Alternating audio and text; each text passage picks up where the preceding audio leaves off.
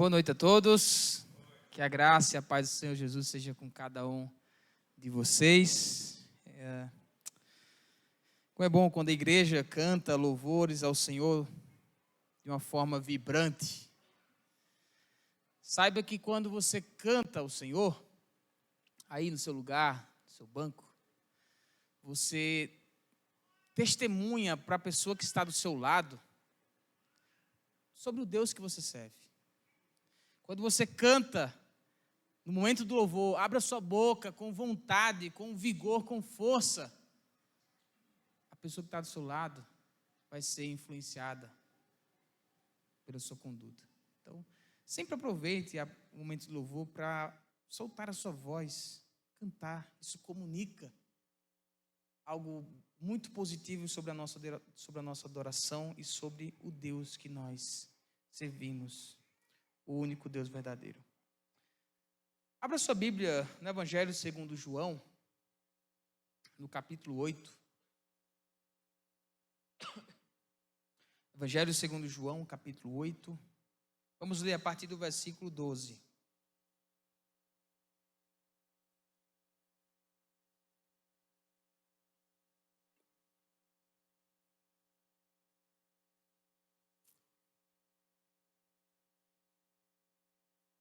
Vamos ler do versículo 12 até o final do capítulo 8.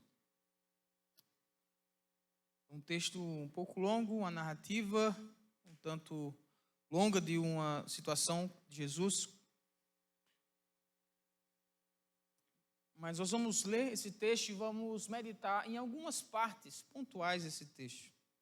Nossa proposta não é detalhar versículo por versículo nesse texto, essa extensão de texto. Vamos pontuar em algumas porções desse texto. E todo o contexto vai nos ajudar a entender a mensagem central dessa passagem. Vou ler na minha versão, Nova Almeida atualizada. Vocês podem acompanhar em suas Bíblias ou acompanhar aqui. Evangelho de João, capítulo 8, a partir do versículo 12, diz assim a palavra do Senhor. De novo, Jesus lhes falou dizendo: Eu sou a luz do mundo. Quem me segue não andará nas trevas, pelo contrário, terá a luz da vida. Então os fariseus lhe disseram: Você dá testemunho de si mesmo. O testemunho que você dá não é verdadeiro. Jesus respondeu: Ainda que eu dê testemunho a respeito de mim mesmo, o meu testemunho é verdadeiro, porque sei de onde vim e para onde vou. Mas vocês não sabem de onde venho nem para onde vou. Vocês julgam segundo a carne, eu a ninguém julgo. E se eu julgo, o meu juízo é verdadeiro, porque não sou eu só que julgo, mas eu e o Pai que me enviou. Também na lei de vocês está escrito que o testemunho de duas pessoas é verdadeiro. Eu dou testemunho de mim mesmo e o Pai que me enviou também dá testemunho de mim. Versículo 19. Então lhes perguntaram: Onde está o seu Pai? Jesus respondeu: Vocês não conhecem a mim e nem conhecem o meu Pai. Se conhecesseis a mim, também conheceriam o meu Pai. Jesus proferiu essas palavras perto da caixa de ofertas, quando ensinava no templo. Ninguém o prendeu, porque ainda não havia chegado a sua hora. Versículo 21. Outra vez Jesus lhes falou, dizendo: Eu vou embora, e vocês vão me procurar, mas perecerão no seu pecado. Para onde eu vou, vocês não podem ir. Então os judeus diziam: Será que ele tem intenção de se suicidar? Porque diz: Para onde eu vou, vocês não podem ir. Jesus lhes disse: Vocês são daqui de baixo, eu sou lá de cima. Vocês são desse mundo, e desse mundo eu não sou. Por isso eu lhes disse que vocês morrerão em seus pecados, porque se não creram que eu sou, vocês morrerão nos seus pecados. Então lhe perguntaram: Quem é você? Jesus respondeu: O que é que eu tenho dito a vocês desde o princípio? Muitas coisas tenho para falar e julgar a respeito de vocês. Porém, aquele que me enviou é verdadeiro, de modo que as coisas que dele ouvi, essas digo ao mundo. Então, eles não entenderam que Jesus lhes falava do Pai. Então Jesus disse: quando vocês levantarem o Filho do Homem, então saberão que eu sou e que nada faço por mim mesmo, mas falo como o Pai me ensinou. E aquele que me enviou está comigo. Não me deixou só, porque eu faço sempre o que lhe agrada. Quando Jesus disse isso, muitos creram nele. Então Jesus disse aos judeus que haviam crido nele: se vocês permanecerem na minha palavra, são verdadeiramente meus discípulos. Conhecerão a verdade e a verdade vos libertará. Então, eles responderam: somos descendência de Abraão e jamais fomos escravos de ninguém. Como você pode dizer que seremos livres? Jesus respondeu: em verdade lhes digo que todo o que comete pecado é escravo do pecado. O escravo não fica na casa, o filho sim, fica para sempre.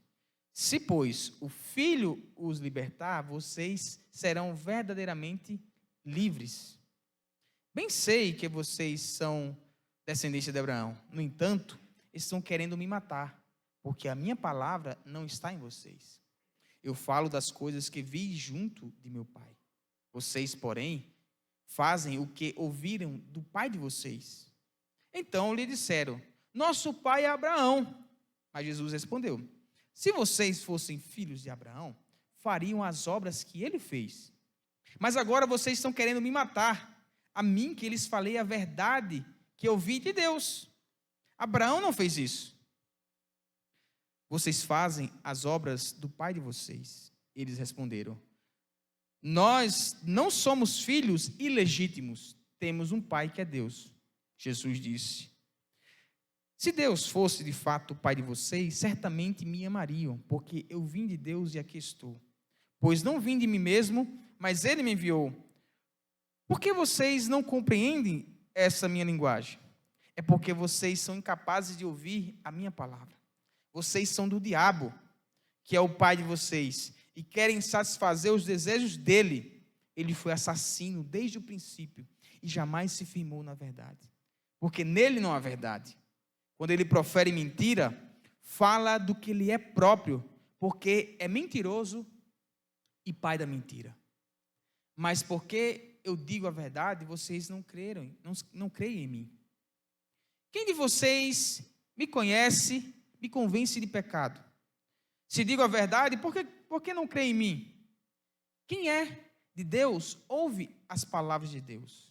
Por isso vocês não me ouvem, porque não são de Deus. Versículo 48. Os judeus disseram a Jesus: será que não temos razão em dizer que você é samaritano e tem demônio?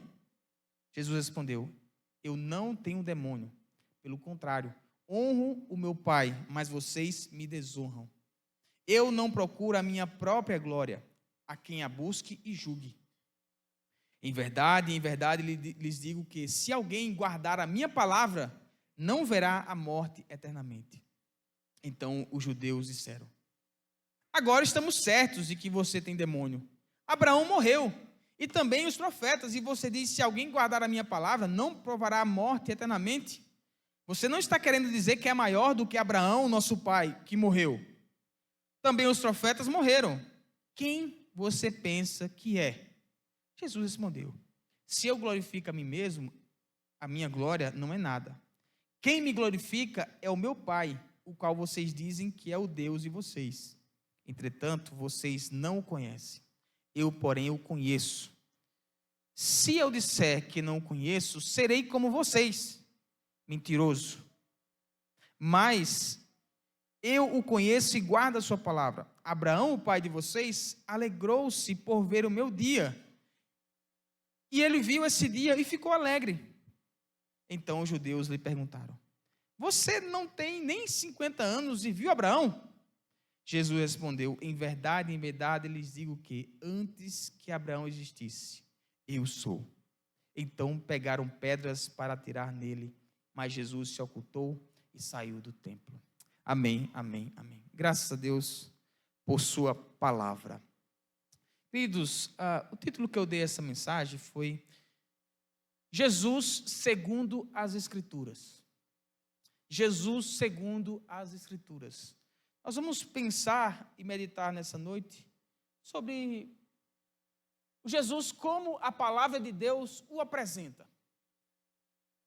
Ao longo de toda a história, nós vemos descrições, caracterizações de Jesus segundo a mentalidade humana, segundo a projeção humana, segundo os ideais humanos. As pessoas tendem a enxergar um tipo de Cristo que, de alguma forma, se harmoniza com aquilo que elas esperariam de um filho de Deus, por assim dizer. As pessoas esperam e projetam um tipo de Jesus que é um Jesus, um cara legal. É um Jesus que foi um revolucionário. É um Jesus que bateu de frente com o sistema. É um Jesus que foi o cuidador dos pobres. As pessoas tendem a acreditar num Jesus que, de fato, foi alguém que morreu numa cruz porque lutou contra a religiosidade.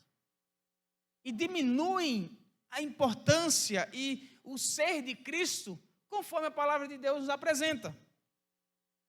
Meus irmãos, toda e qualquer apresentação de Cristo, descrição, caracterização de Jesus, que não seja fundamentado nas Escrituras, é falsa.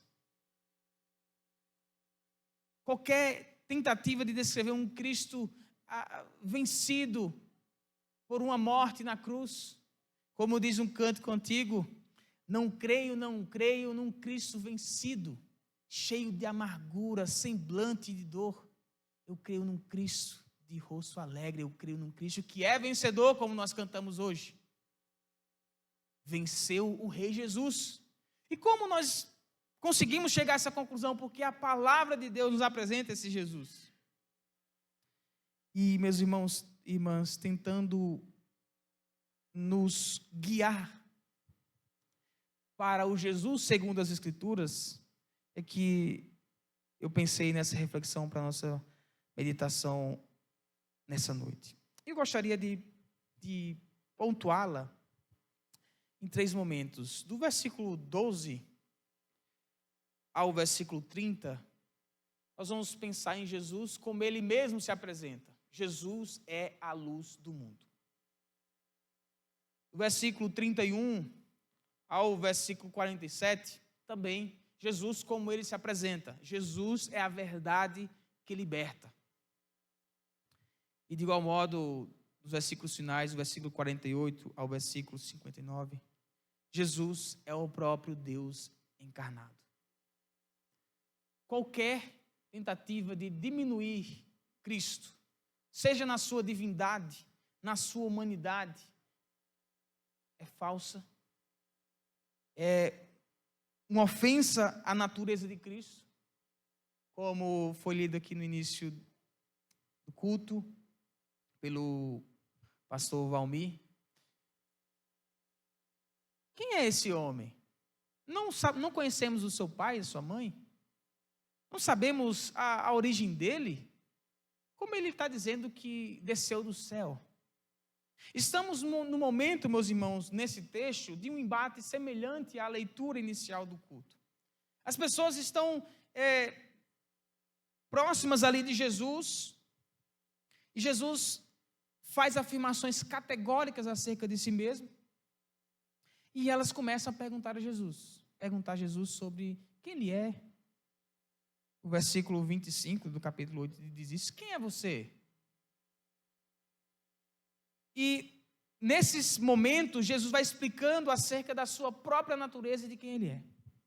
Então, nós vamos, como eu mencionei no início, nós não vamos meditar em cada versículo detalhadamente, mas nós vamos pensar a mensagem dessa porção aqui lida.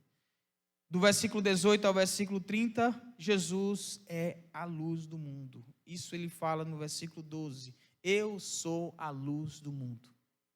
Quem me segue não andará nas trevas, pelo contrário, terá a luz da vida. No mundo em que cada vez as trevas tendem a prevalecer, no mundo, como diz o apóstolo João em suas cartas, que jaz no maligno, há uma luz verdadeira que, vindo ao mundo, ilumina todo homem. E essa luz é o Senhor Jesus. Quem segue a Ele, quem é o seu discípulo, quem tem Ele como seu Senhor, não permanece nas trevas. João é o tipo de apóstolo que, por muitas vezes, faz uma comparação entre luz e trevas. E nessa comparação, o apóstolo, ele procura estabelecer que aquele que pertence a Deus, Deus é luz e dele não há trevas nenhuma, é aquele que está na luz. E aquele que não está em Deus, através de Cristo, é aquele que está nas trevas. Cristo veio, meus irmãos, e a Bíblia assim o apresenta, para que ele trouxesse luz para nossas vidas. Quando falta energia em sua casa, o que você faz? Pastor, eu acendo a luz do celular. Se acabou a bateria, eu acendo uma vela, eu tenho uma luz lá de emergência. Notem que esse cenário aqui é um cenário, nós não tínhamos essas luzes como nós temos hoje. As pessoas dependiam de lâmpadas, de lamparinas, para verem bem à noite, por exemplo. É tanto que quando falta luz em nossas casas e a gente não está bem situado, a gente tende a tropeçar nos móveis. Porque a luz ilumina o nosso caminho. A luz permite que sigamos o nosso caminho sem tropeços, sem embaraços, sem empecilhos. Não é à toa que o Salmo 119 diz: lâmpada para os meus pés é a tua palavra, e luz para os meus caminhos. É essa palavra que nos apresenta Jesus como essa luz do mundo.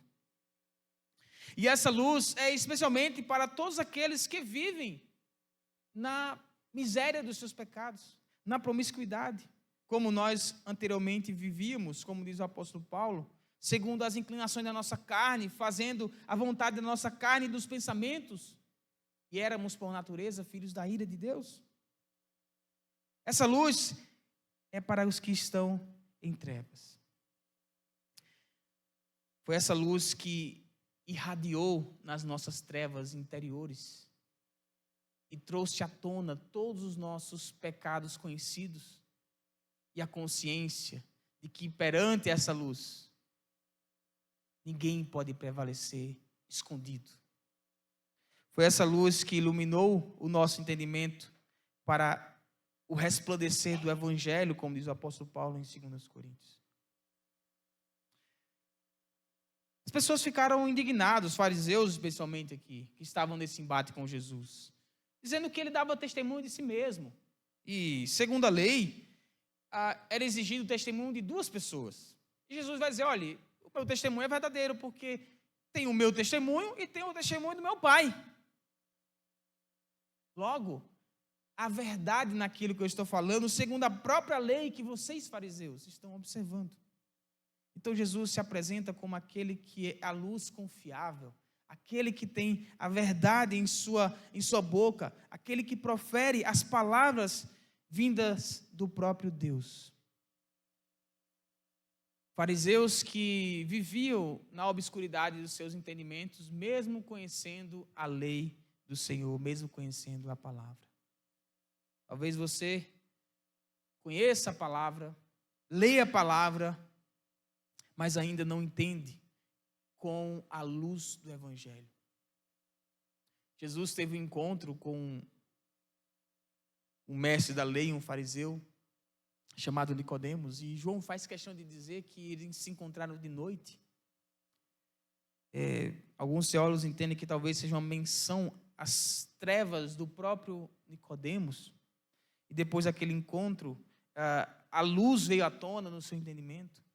Mas conhecer as Escrituras, saber bem a palavra de Deus, não é a garantia de que estamos com as nossas mentes iluminadas sobre Jesus. E é por isso que Jesus está afirmando a todo tempo com essas pessoas, e entre essas pessoas, que o seu testemunho é verdadeiro. E uma vez que eles creem no testemunho de Jesus, eles estavam crendo no testemunho do próprio Deus Pai. Porque assim como a luz vem de Deus, o próprio Cristo também é a própria luz.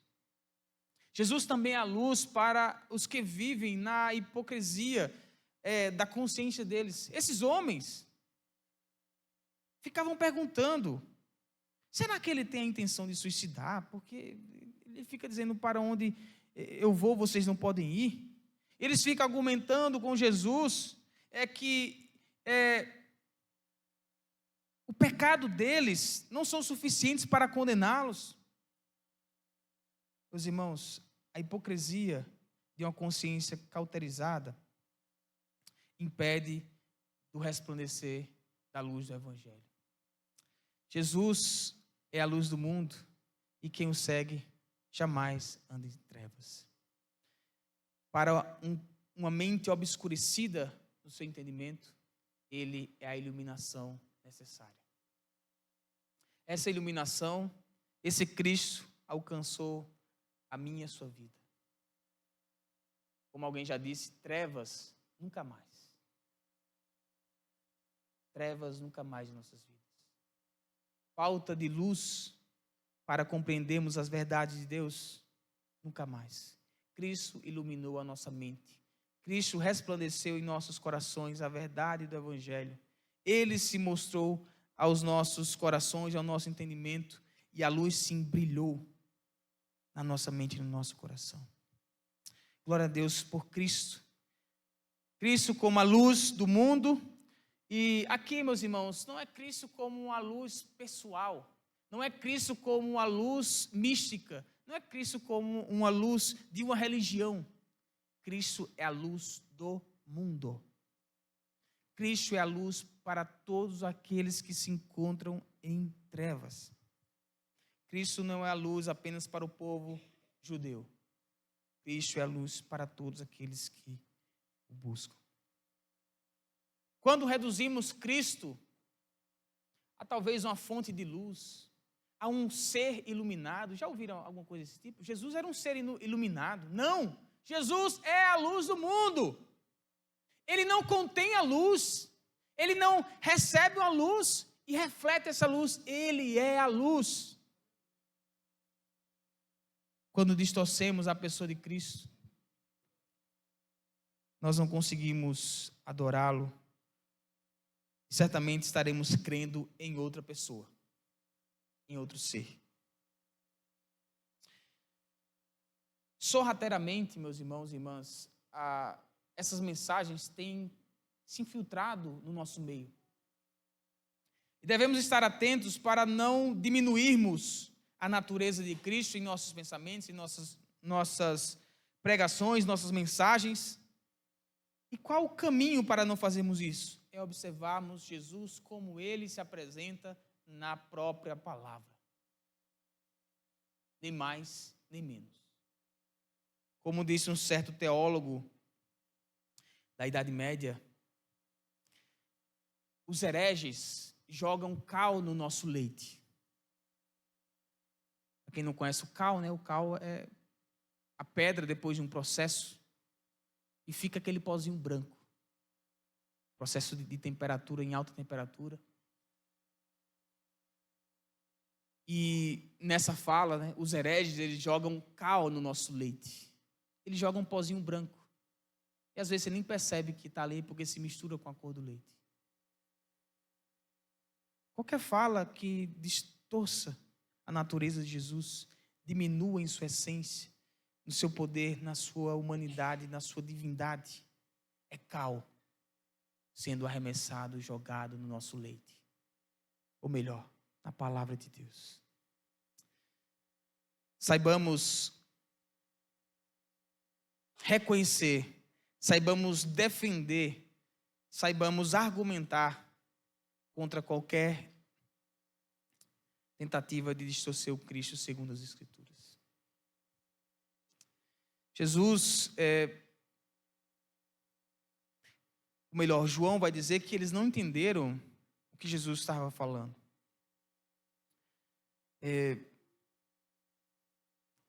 E Jesus vai mesmo dizer também no versículo 26 que muitas coisas tinha para falar e julgar a respeito daquelas pessoas. E já estava falando desde o princípio.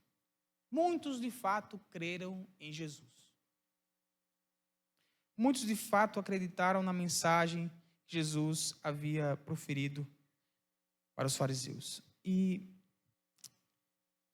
desse ponto nós passamos para a segunda parte dessa reflexão. Jesus é a verdade que liberta.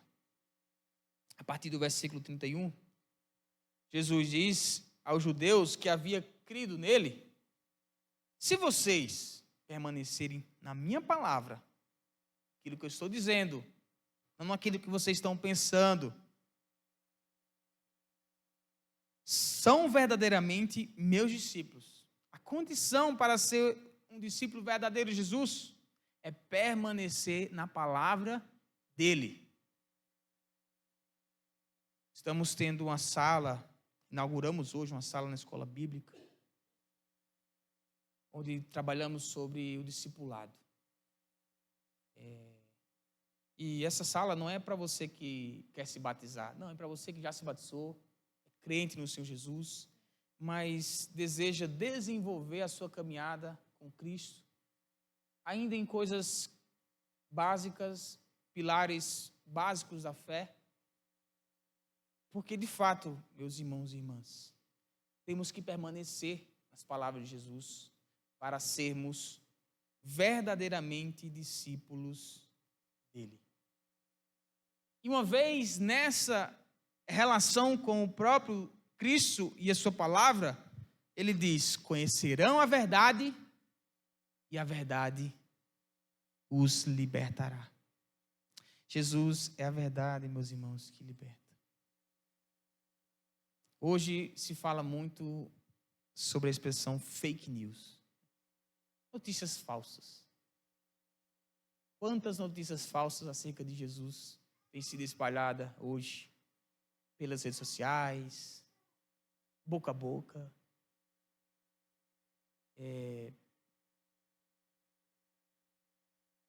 por ligações, nos jornais. Quantas informações falsas acerca de Deus, da sua palavra, têm sido divulgadas atualmente. Você quer conhecer a verdade? Jesus disse: eu sou o caminho, a verdade e a vida. Ninguém vem ao Pai senão por mim. Conhecerão a verdade e a verdade os libertará. Jesus é a verdade que nos liberta de quê, pastor? Da escravidão do pecado. E é isso que os judeus entenderam. Olha, somos descendência de Abraão. Jamais fomos escravos de ninguém. Ora, se alguém precisa ser liberto, é porque a condição dessa pessoa é uma condição de escrava.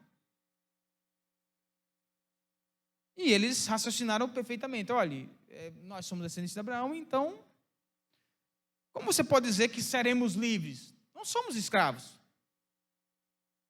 Jesus diz: todo que comete pecado é escravo do pecado. Portanto, Jesus é a verdade que nos liberta da escravidão do pecado. Jesus é a verdade não porque ele disse algumas verdades. Um filósofo chamado Nietzsche, em seu livro A Genealogia da Moral, se não falha a memória, ele fala que o texto mais importante de todas as Escrituras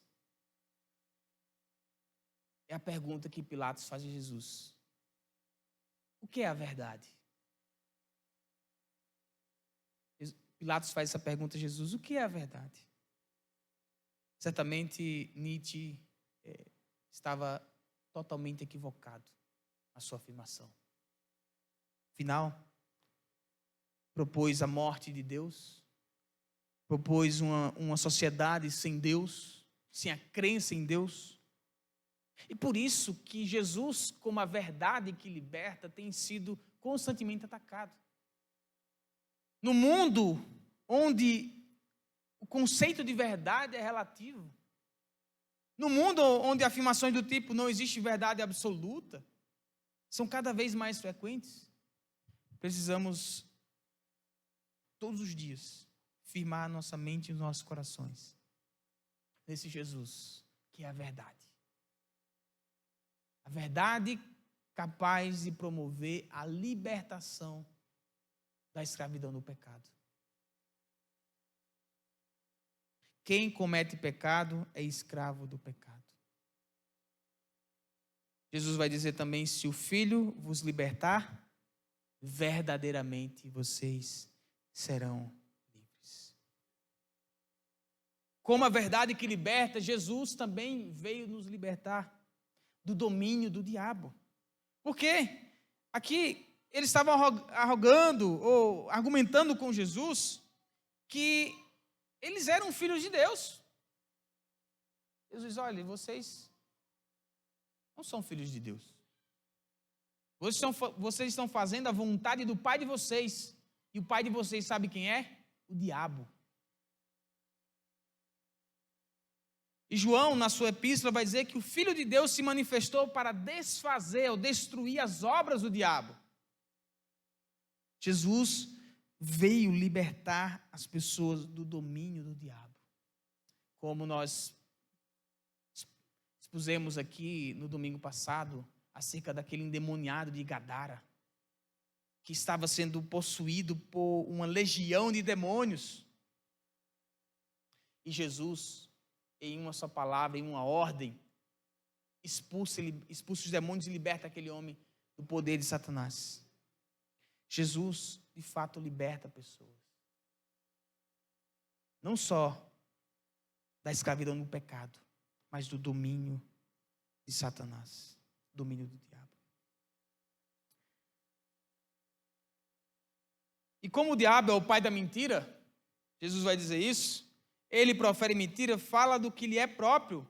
Ele é mentiroso e pai da mentira, ele mente desde o princípio. Jesus também veio nos libertar da prática da mentira. Afinal, ele é a verdade. Ele é a verdade que nos liberta das nossas próprias mentiras, dos nossos próprios enganos. Meus irmãos e irmãs, com Jesus não tem meias verdades. Ele é totalmente, plenamente a verdade. A verdade que veio promover a libertação a todos nós. Jesus nos libertou. Paulo vai dizer que Deus nos tirou do império das trevas, de um domínio de trevas, e nos transportou para o reino do seu Filho. O império das trevas. Império este que quem segue a Jesus jamais estará lá. Jamais será aprisionado ou se manterá aprisionado lá. Pelo contrário, terá a luz da vida. Jesus é poderoso para nos libertar de toda e qualquer escravidão. Se você, meu irmão, minha irmã, tem lutado contra algum tipo de prática que tem te escravizado, saiba que Jesus é poderoso para, no processo de santificação da sua vida, promover a total libertação de qualquer pecado, de qualquer prática recorrente que não agrada a Deus que você tem feito. Deus é poderoso em Cristo para nos libertar de todo o domínio do pecado sobre nossas vidas. Vocês são do diabo, que é o pai de vocês, e querem satisfazer os desejos dele. Quem poderia ouvir um discurso como esse? Quem, consciente de que era filho de Deus, por meio da descendência de Abraão, ouve agora uma afirmação de Jesus: olha, vocês são filhos do diabo, e se vocês não permanecerem em mim, nas minhas palavras, vocês não são os meus discípulos, e certamente vocês não estarão livres de nada.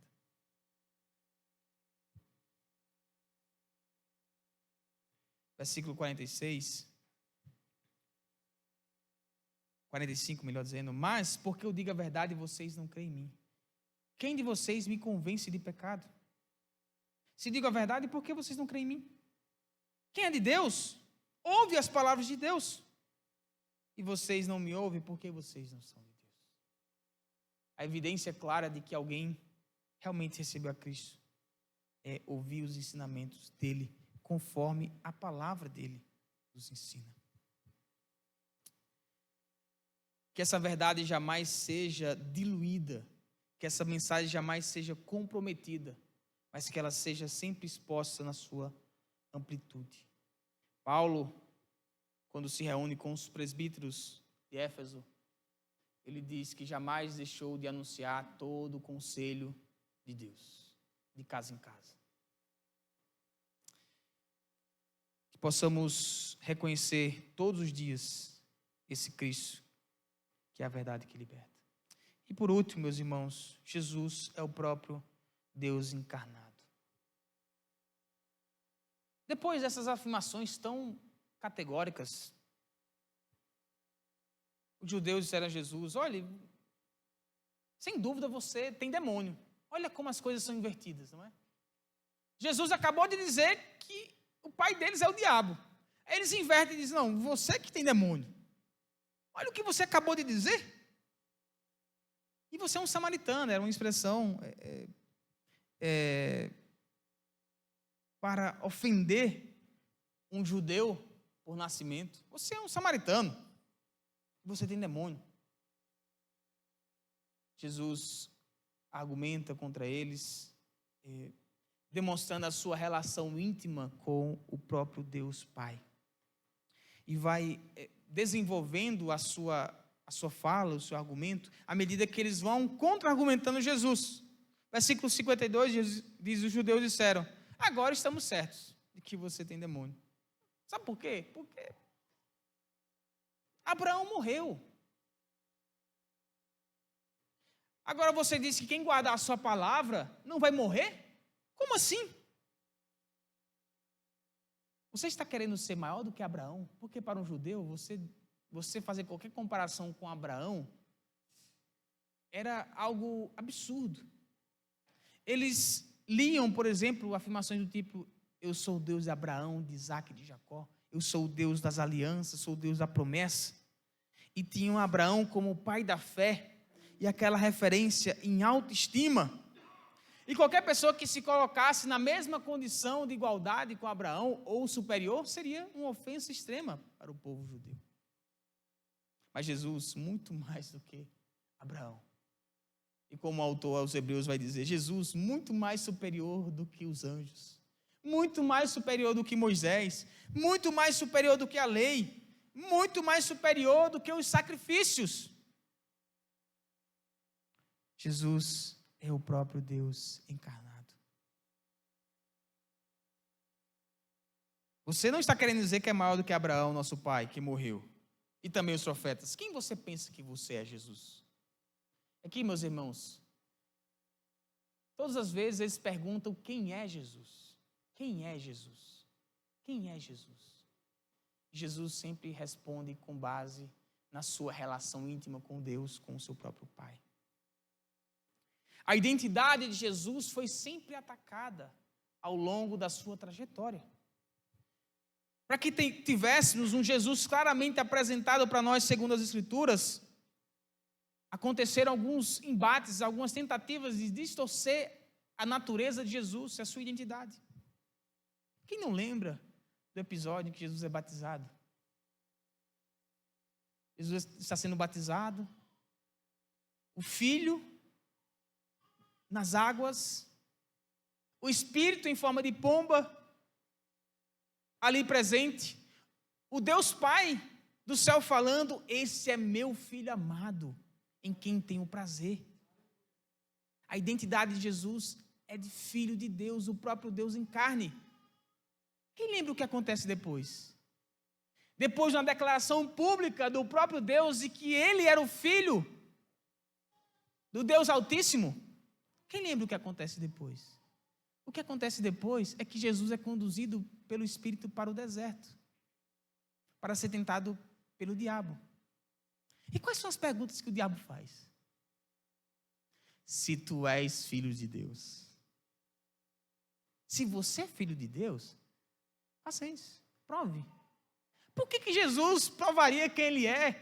Qual a necessidade Jesus tinha de provar que ele era filho de Deus, se o próprio Deus já havia declarado publicamente isso? E qual a necessidade Jesus teria aqui de mostrar, ou de dizer de outras formas, que ele era o próprio Deus encarnado? Ele estava argumentando, demonstrando a todo tempo. E assim como esses homens, filhos do diabo, seguindo o exemplo do diabo lá do deserto, estão testando Jesus. Estão argumentando contra Jesus e contra a sua natureza, aquilo que ele mesmo está dizendo.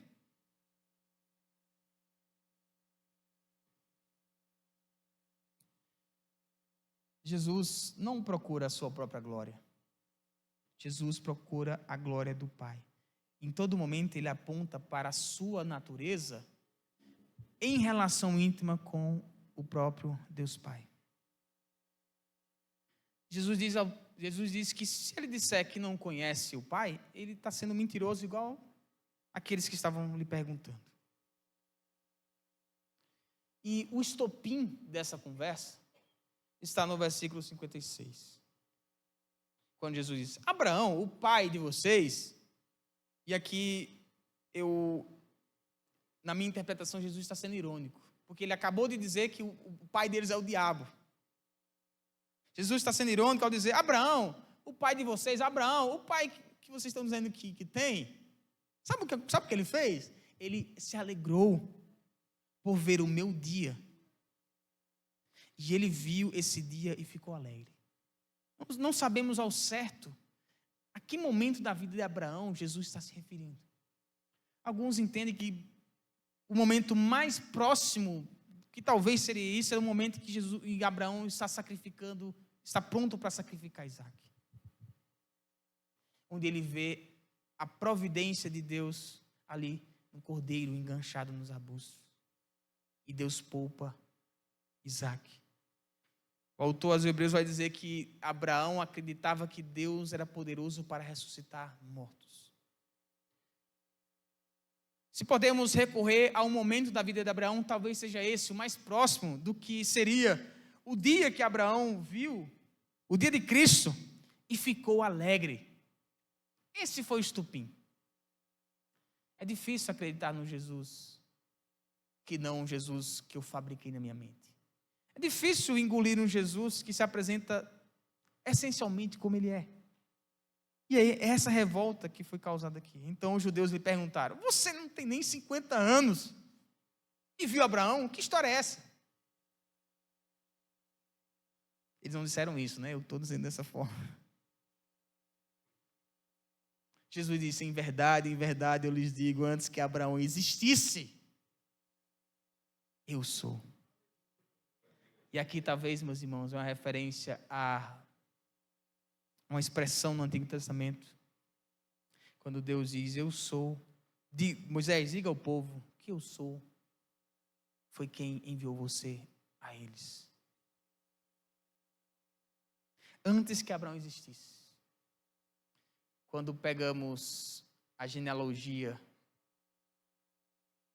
de Jesus em Mateus, pegamos a genealogia de Jesus em Lucas, e quando chegamos em João, nós percebemos que João coloca Jesus antes de todas as coisas. No princípio era o Verbo, e o Verbo estava com Deus, e o Verbo era Deus. Ele estava no princípio com Deus, todas as coisas foram feitas por meio dele, e sem ele nada do que foi feito se fez. Em outras palavras, Jesus está dizendo: olha, quem fez Abraão fui eu. Eu sou antes dele. Eu preparei esse mundo para Abraão chegar. Os irmãos, talvez a gente não consiga medir o tanto que isso era ofensivo para um judeu.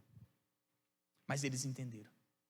E o resultado disso foi que eles pegaram pedras para atirar em Jesus. O motivo de você tomar pedras para apedrejar alguém, pelo menos um deles, era a blasfêmia. ou alguém está sendo ali condenado como um falso profeta. As pessoas entendem que aquilo é uma blasfêmia, uma tremenda mentira que Jesus estaria falando, mas não. Jesus é o próprio Deus em carne. Ele glorifica o Pai. Ele é antes de Abraão. Ele é capaz de perdoar pecados. Quem pode perdoar pecados senão Deus? Não é isso que os amigos ou as pessoas presentes naquele episódio de um paralítico descido pelo telhado dizem? Jesus diz, olha, o que é mais fácil dizer? Perdoados estão os pecados, ou levanta, toma o teu leite e anda. Para que vocês saibam que o Filho do Homem tem poder para perdoar pecados. Se Jesus tem poder para perdoar pecados, e as pessoas entendiam que só quem podia fazer isso era Deus, Jesus, por lógica, o raciocínio e biblicamente mais ainda, é o próprio Deus em carne. Para João, isso é claro como a luz do dia. João, ele faz isso porque, assim como nós, ele viveu um tempo onde as mentiras sobre Jesus eram constantemente divulgadas. Disseram que Jesus não podia ser totalmente Deus, porque, segundo uma corrente filosófica da época, a matéria, por natureza, é má, é corrupta. E, portanto, Jesus não poderia ter sido plenamente Deus e plenamente homem, e plenamente carne. E João vai dizer na sua primeira epístola, o que nossos olhos viram, o que nossos ouvidos ouviram, o que nossas mãos apalparam acerca do verbo da vida. Isso nós transmitimos a vocês, para que vocês creiam e a comunhão de vocês seja conosco e com o próprio Deus. João vai mostrar por várias vezes que Jesus come após a sua ressurreição. E num cenário onde o Jesus bíblico estava sendo distorcido, João escreve o Evangelho para mostrar quem é Jesus segundo as Escrituras, segundo ele mesmo está afirmando. Meus irmãos, é esse Jesus que venceu. É esse Jesus que nos tirou do império das trevas. É esse Jesus que nos libertou. E ele só fez isso porque ele é Deus. Glória a Deus, glória a Deus. Baixe sua cabeça, vamos orar agradecendo esse Deus que enviou Jesus para nos salvar. Senhor, te louvamos mais uma vez, porque a sua palavra nos ensina, nos instrui. E queremos pedir ao Senhor que essa palavra permaneça em nossos corações, produzindo fé, produzindo boas obras, produzindo, ó Pai, cada vez mais evidências de que realmente somos discípulos do Senhor Jesus Cristo. Que o Senhor nos ajude a testemunhar e a defender com ousadia esse Jesus segundo as Escrituras. Que possamos rejeitar e recusar toda e qualquer apresentação de um Cristo que não seja de acordo com a Tua palavra.